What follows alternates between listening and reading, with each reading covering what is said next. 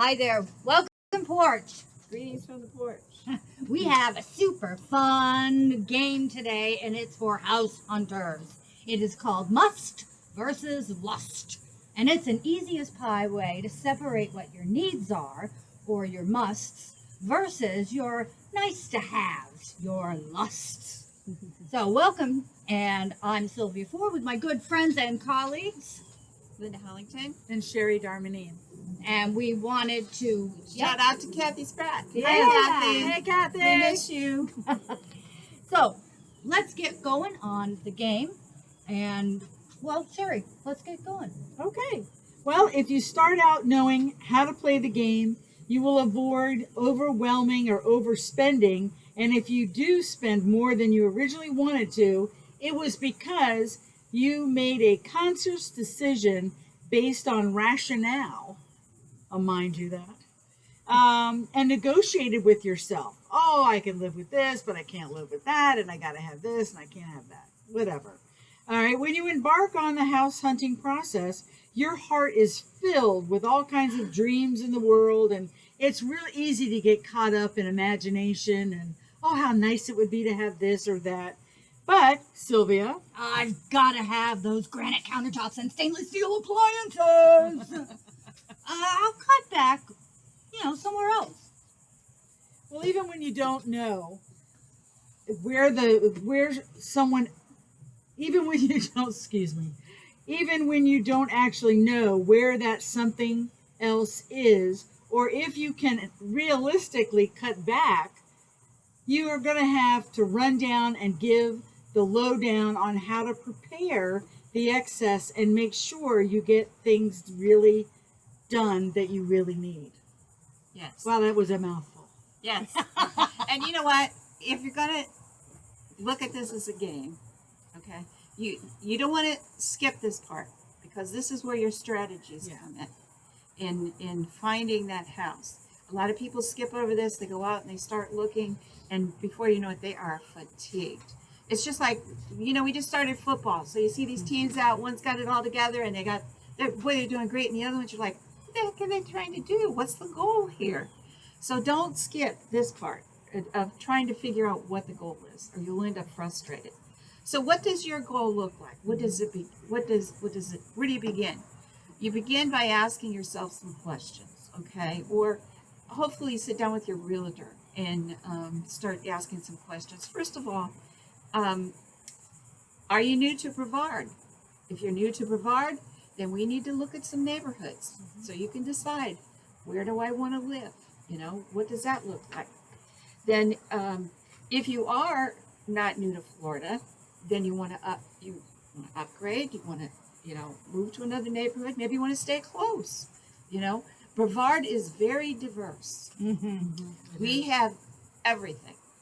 You can have a cattle ranch, or you can be in the high towers on the beach. Yeah. We have 100 miles of beach here in Brevard. So it's very, so you need to know what the communities are. You have an advantage if you've lived here for a while. But if you haven't, you need to, and then what type of home? You want new construction? You want a resale house? You want a single family house? You want a townhouse, a condo?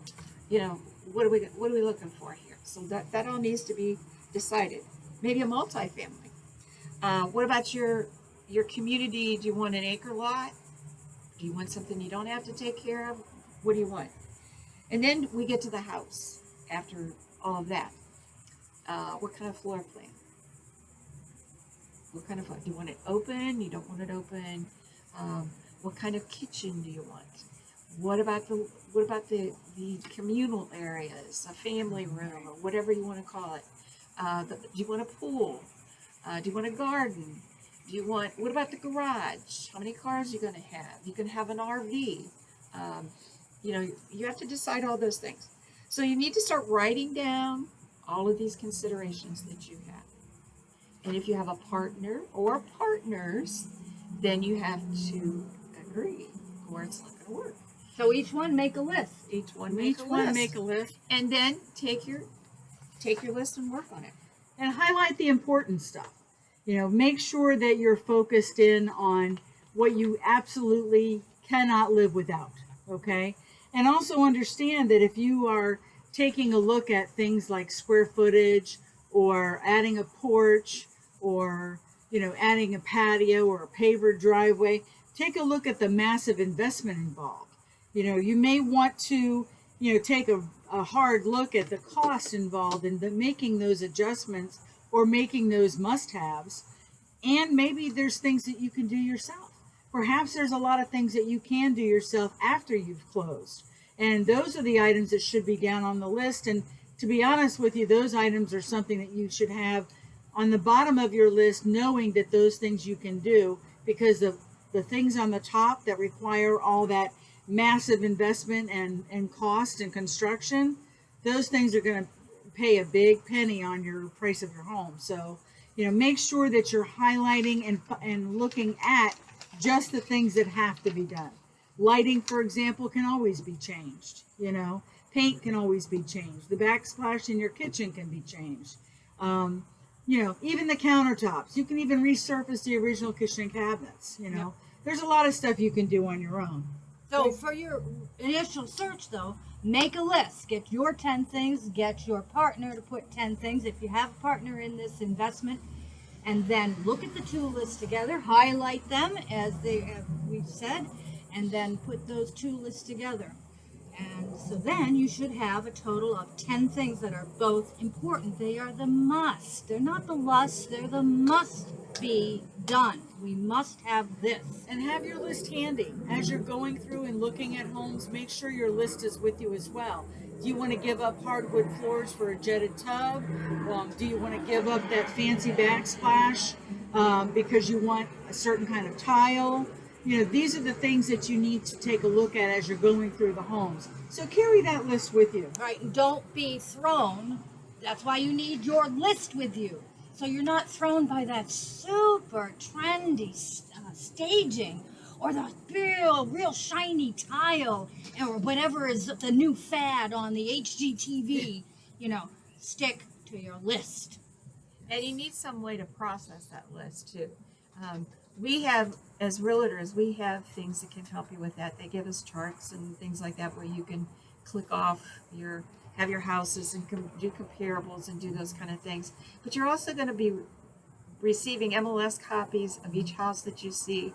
You might want to go back, make some notes, keep that together so that you can do your comparisons. Because if you don't keep that all together and if you don't have a process, you're going to really fall into fatigue and be tired of the process. It takes a while, and it takes comparing, and it takes staying focused, and you need a process. And we can help you with that. Right, so if you can afford it, this is a big if, and this is finally, if you can afford to say yes to all the next 4 questions that Sherry's going to bring up, then a want, or maybe one of those lusts that you have, may be worth the splurge. Yes, and remember, you do have your pre-approval letter that you sat down with your, to get your finances, to get your mortgage started, those kind of things. So you know what that number is, so keep that in mind. Pre-approval, not Pre-qualified. pre-qual. Okay.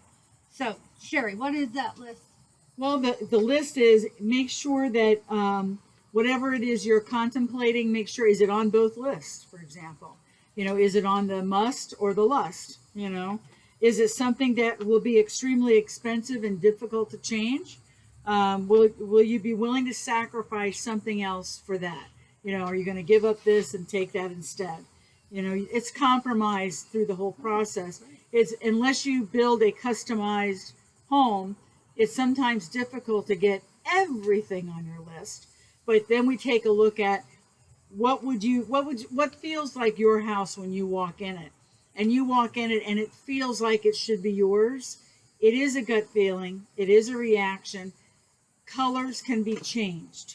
Don't look at paint on the walls. That can be changed. That's easy change. Would you feel like your house would be incomplete without something? Well, I can't live there because it doesn't have a tiled backsplash. Well, but how inexpensive or easy is it to put a backsplash in?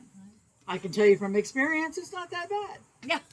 So armed with your list, you can get ready and get going into the wonderful world of house hunting. Yes. But first, a market update with our intrepid Linda Hollington. And the good news is Yeah. we have more houses to look at. Oh, As of yes. yesterday, I noticed we that. had 1,308.